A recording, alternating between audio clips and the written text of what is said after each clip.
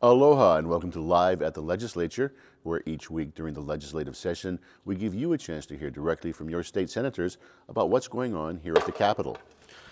With 3 weeks to go in the legislative session, the Senate is deep in conference, negotiating with their House counterparts on bills that will make the final cut. Joining us this morning is Senator Mike Gabbard, who chairs the Senate Committee on Agriculture and the Environment, represents the 20th District, which covers Kapolei, Makakilo, portions of Ewa, Kalailoa, and Waipahu. Aloha, Senator. Hello, Richard. Thanks for being here. Good to be here. I just, as a little bit of background, I got here at 4 o'clock this morning, basically because when you're coming in from the west side, things are so unpredictable, especially on Monday mornings. But I just wanted to mention that I was chair of the Energy Environment Committee for 7 years, and then also I was the chair of Water, Land, Agriculture for 1 year, and then this is my 3rd year as the chair of the Agriculture Environment Committee. So you bring a long history of a lot of experience in the area. Yeah. Okay, well, agriculture and the environment seems to be one of those workhorse committees. You do a lot of work, don't get a lot of fanfare.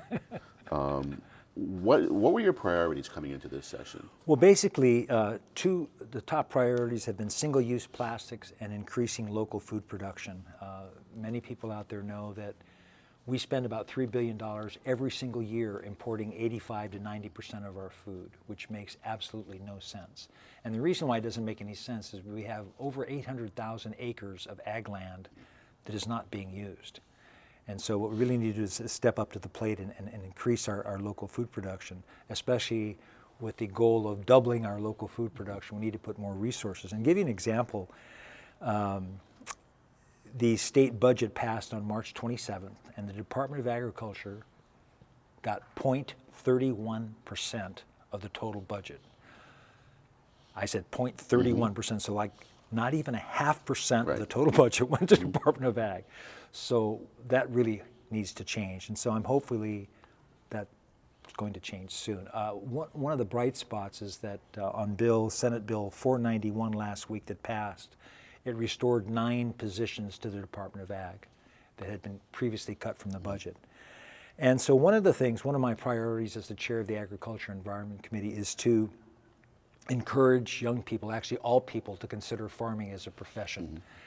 And it's a problem that we face not only here in Hawaii, but also on the mainland. And one of the issues exacerbating that problem is that on the mainland, the average age of farmers is 58.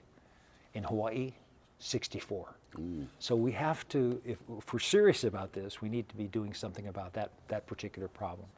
I'm working with a guy named Sean Kamita out at Waipahu Intermediate School, the Future Farmers of America. The students have shown some interest in putting together a PSA and also doing some digital ads that will hopefully entice young people to consider farming. We may not convince them to be farmers, Richard, but at least I want it to be part of the conversation. And one of the things that I tell young people every opportunity I get when I speak with them is that farming is a noble profession because you are serving your community, you're serving your state in a very vital issue, and it is no less noble than being a doctor or a lawyer. So yeah, those are my priorities. Well, now that we're getting into the conference, have those changed? Have your priorities changed or been refocused by what's still on the table? No, I think plastics, in terms of what we're going to be focusing on in conference, is plastics and also a hemp bill. And so Senate Bill 522, and I think many people are beginning to realize the importance of doing something about our plastic problem, because it hurts our environment, it hurts our oceans, human health, all kinds of things. And a couple months ago, the Greenpeace organization, they had their ship Arctic Sunrise that came into Honolulu Harbor, and I went and paid them a visit, and they'd just been through the big garbage patch on the way over here, right? You've heard about that, yeah. And talked to the captain, talked to the crew, and they were, actually they did a day trip over to Kaho'olawe. They came back a couple days later, Richard. They had 2.5 tons of garbage that they'd picked up off the beaches of Kaho'olawe, and much of that was plastic.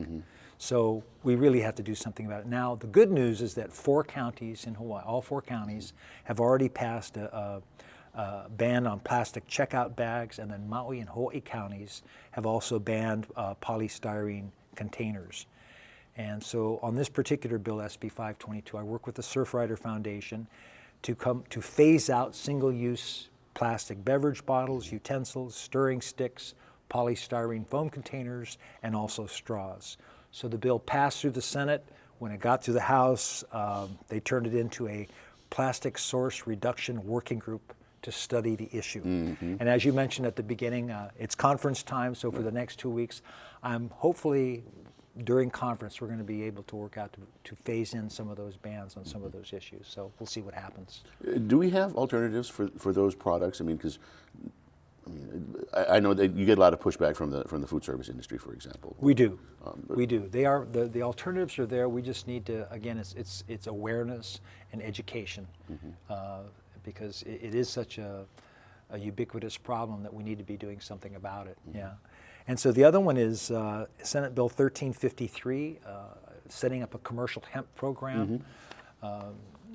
It was actually in December 14th, 1999, when Governor Cayetano proclaimed that day as Hawaii Industrial Hemp Day. And then, as government does from time to time, it fell asleep for 15 years.